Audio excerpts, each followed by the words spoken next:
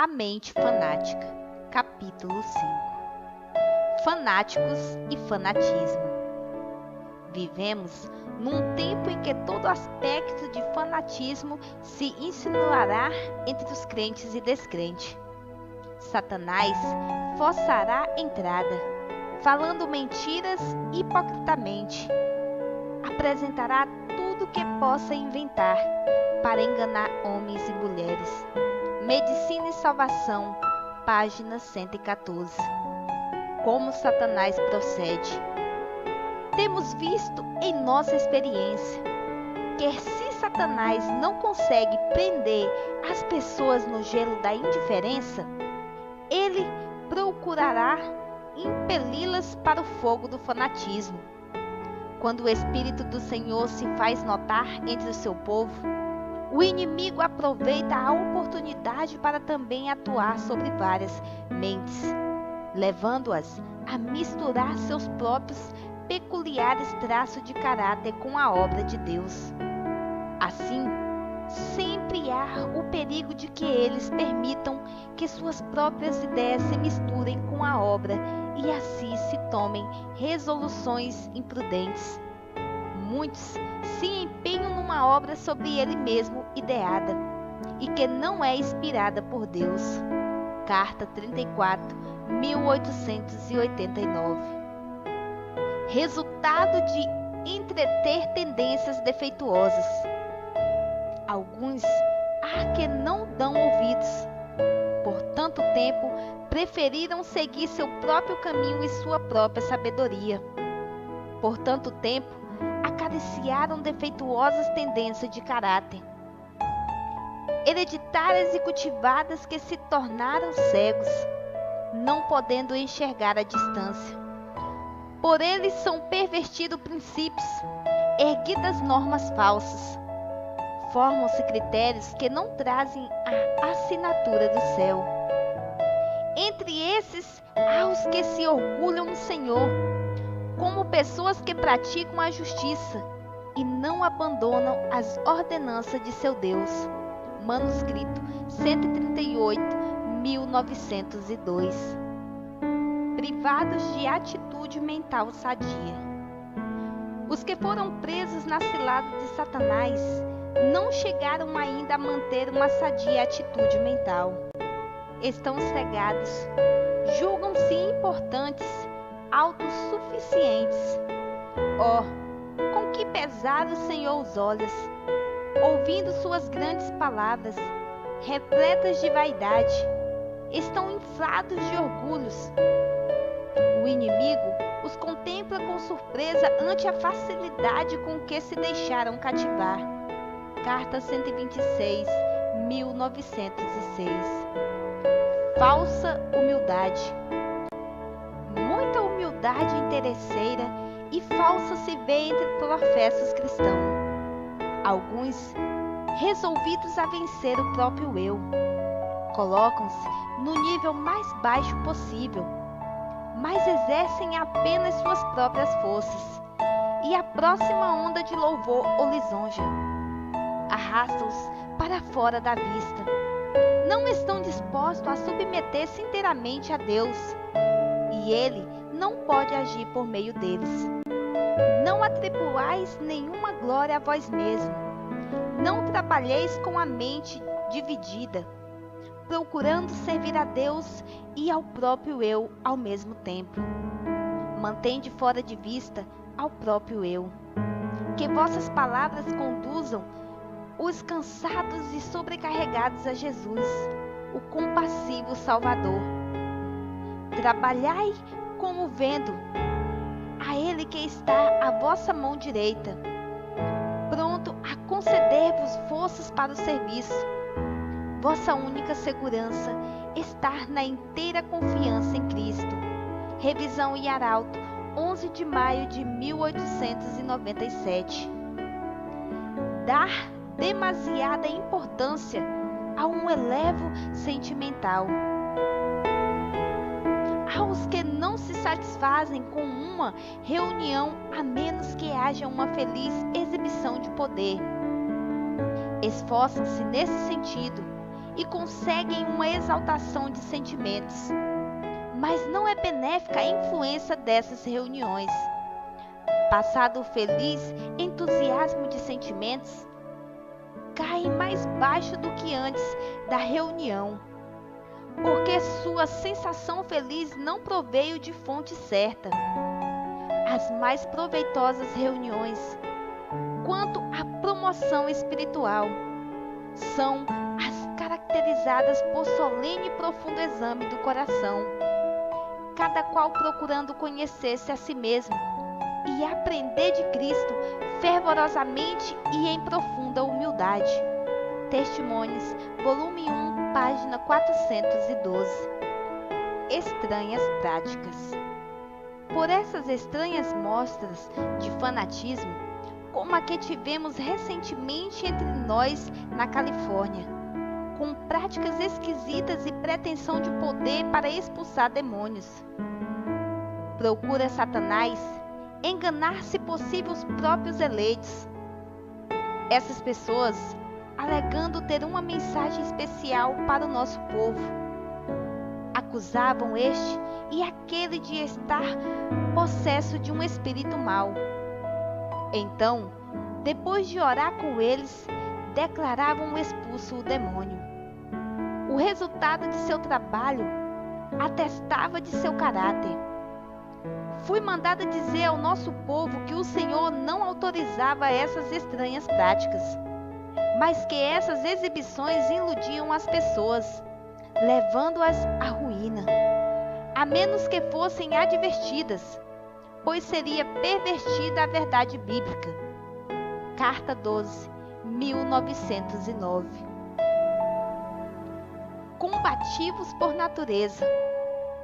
Aos que são combativos por natureza, pouco se lhes dá concordarem ou não com seus irmãos. Têm prazer em entrar em polêmicas, gostam de lutar em defesa de suas singulares ideias. Devem, porém, pôr de lado isso, pois não contribui para promover as graças cristãs. Trabalhai com todas as forças para aprender a oração de Cristo. Isto é, que os seus discípulos fossem um, assim como ele é um com o Pai. Nenhum de nós está em segurança, a menos que diariamente aprendemos de Cristo, sua mansidão e humildade.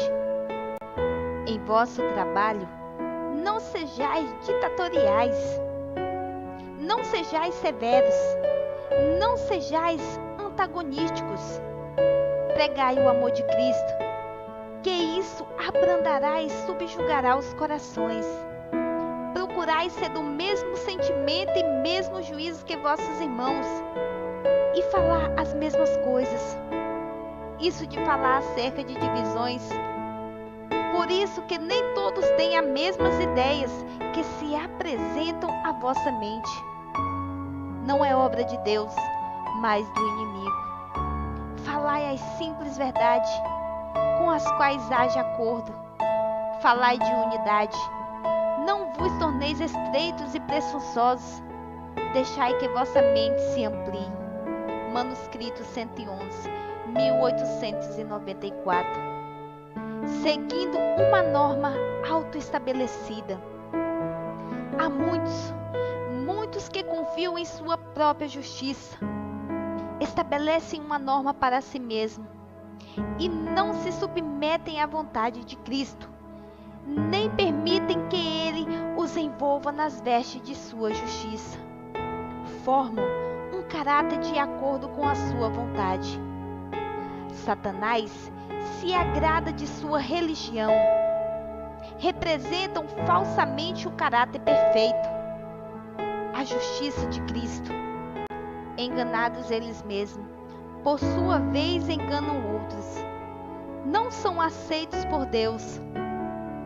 São capazes de levar outras pessoas por falsos caminhos. Receberam afinal sua recompensa, juntamente com o grande enganador Satanás. Manuscrito 138, 1902. Reação de um fanático. Alguns anos depois, um homem chamado N de Red Bluff, na Califórnia, veio a mim para dar sua mensagem. Pensava que Deus passara por alto todos os dirigentes e lhe dera a mensagem. Tentei mostrar-lhe que estava enganado. Quando lhe dissemos nossas razões, lhes expusemos o assunto em que ele estava em erro. Grande poder veio sobre ele e deu certamente um alto clamor. Tivemos muita dificuldade com ele. Sua mente ficou desequilibrada e ele teve de ser posto num asilo de alienados. Mensagens Escolhidas, volume 2, página 64. Como lidar com os fanáticos? Deus convoca seus servos a que estudem seu desejo e vontade. Então, quando se apresenta um homem com teorias forjadas curiosamente, não discutem com eles, mas afirmem o que sabem. Está escrito: deve ser vossa arma. Homens há que procurarão tecer seus degaldos fios de falsas teorias. Graças a Deus, existem também os que foram ensinados por ele e sabem o que é a verdade. Carta 191, 1905. Cuidar das expressões e atitudes. Este é um tempo em que precisamos estar muito vigilantes, resguardando cuidadosamente as características da obra por fazer. Haverá os que procurarão introduzir teorias falsas e se apresentarão com falsas mensagens. Satanás incitará mentes humanas para criar fanatismo em nossas fileiras. Vimos algo disso em 1908. O Senhor deseja que seu povo ande cautelosamente, cuidando das expressões e mesmo da atitude. Satanás usará atitudes e expressões excêntricas para causar emoção e atuar em mentes humanas, enganando-as. Carta 12, 1909. Evitar teste de invenção humana. Novas e estranhas questões surgirão continuamente para levar o povo de Deus a falsas emoções, reavivamentos religiosos, curiosos acontecimentos, mas nosso povo não deve submeter-se a nenhum teste de invenção humana que haveria de criar controvérsias de qualquer sorte. Manuscrito 67, 1897. Cuidado com a chamada luz nova. Minha alma acha-se muito opressa, porque sei o que nos espera no futuro. Todo engano imaginável se fará sentir por parte daqueles que não têm uma viva e diária comunhão com Deus. Os anjos de Satanás são sábios na prática do mal, e eles criarão isso, que haverá quem alegará ser luz avançada, e a proclamará como nova e maravilhosa.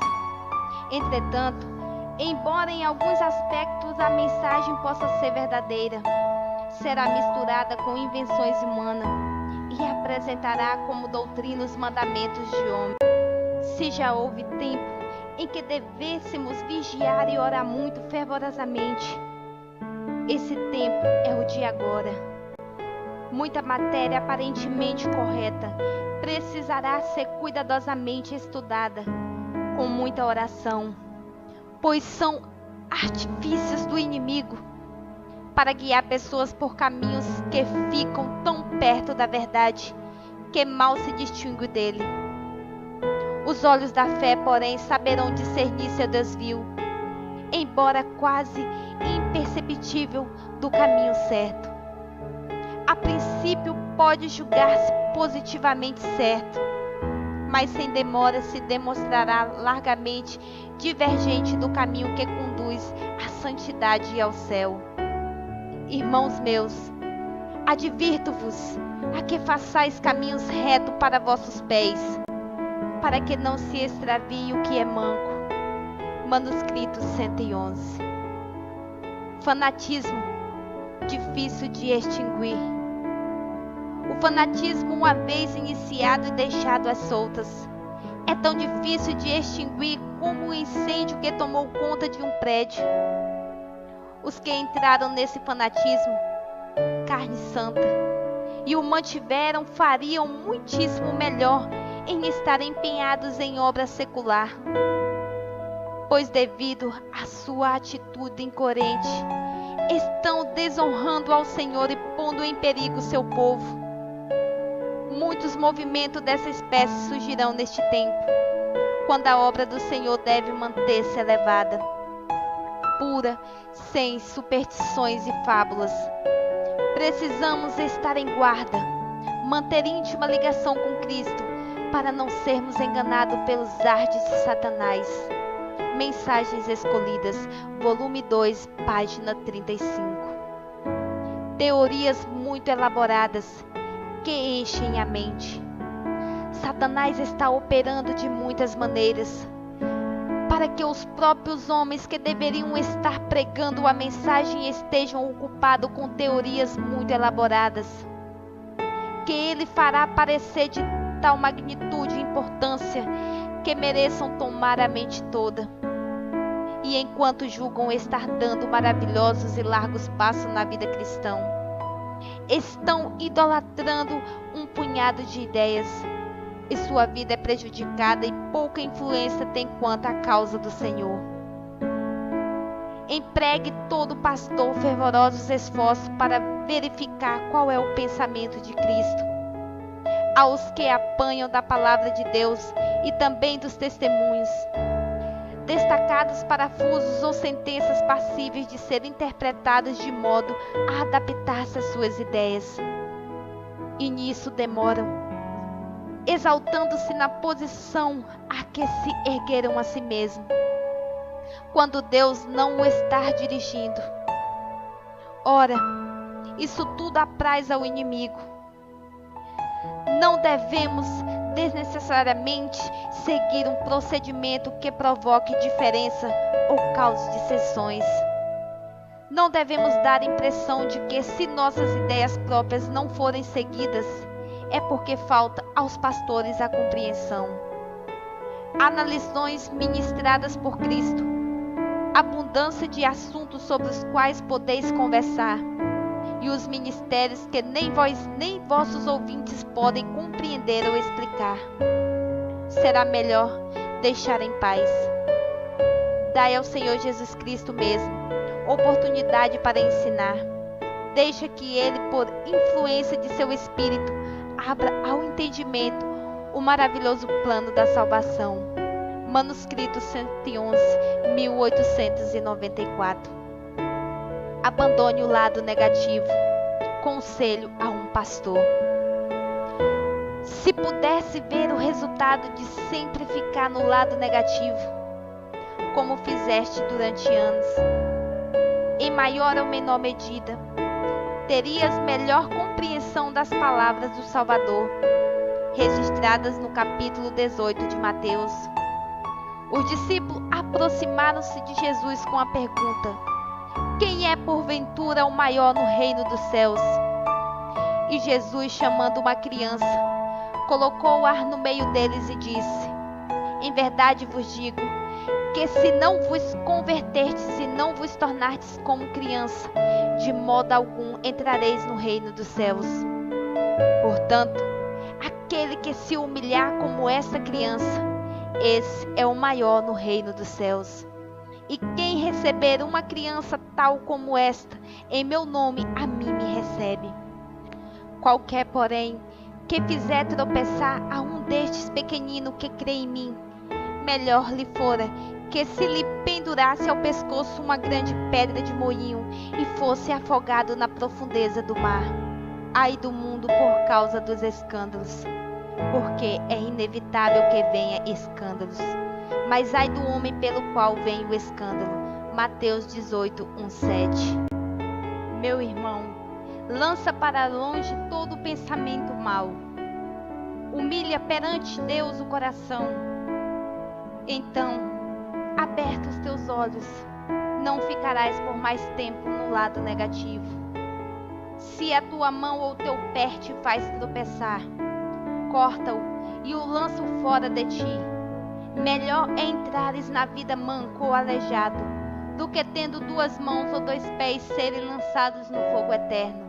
Mateus 18:8. Corta teus atributos defeituosos, por doloroso que possa ser isso a natureza humana. Se um dos teus olhos, tão vivos para ver algo, quer criticar, ou a que se opor, te faz tropeçar, arranca-o e lança-o fora de ti. Melhor é entrares na vida com um só dos teus olhos, do que tendo 2 seres lançados no inferno do fogo. Mateus 18:9. Carta 93, 1901. A fé vence o negativismo. Nós teremos êxito se avançarmos com fé, resolvidos a fazer a obra de Deus inteligentemente. Não devemos permitir que nos impeçam os homens que têm prazer em colocar-se no lado negativo, demonstrando muita pequena fé. A obra missionária de Deus tem de ser levada avante por homens de muita fé e deve constantemente crescer em força e eficiência. Carta 233, 1904. O perigo da independência individual. Tem havido sempre na igreja os que estão constantemente inclinados à independência individual. Parecem incapazes de compreender que a independência de espírito é suscetível de levar o instrumento humano a ter demasiada confiança em si mesmo e em seu próprio discernimento, de preferência a respeitar o conselho e estimar altamente a maneira de julgar de seus irmãos, especialmente os que se acham nos cargos designados por Deus para a guia de seu povo.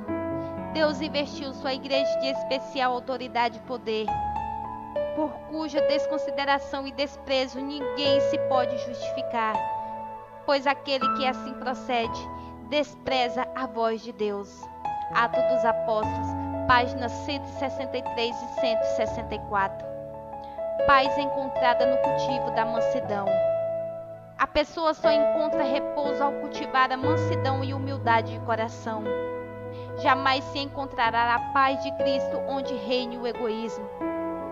Não pode a pessoa crescer na graça se for egocêntrica e orgulhosa. Jesus assumiu a posição que o homem tem de ocupar para que a paz de Cristo possa habitar no coração. Os que se ofereceram a Cristo para tornar-se discípulos seus têm de negar-se a si mesmo diariamente, têm de erguer a cruz e andar nas pisadas de Jesus, têm de ir aonde o seu exemplo mostra o caminho. Carta 28, 1888. A virtude da cortesia cristã. Paulo, se bem que é firme ao princípio como uma rocha, ainda conservou sempre a sua cortesia. Não era destituído de consideração para com a graça e a delicadeza devidas à vida social. O homem de Deus não absorveu o homem da humanidade. Nossa alta vocação.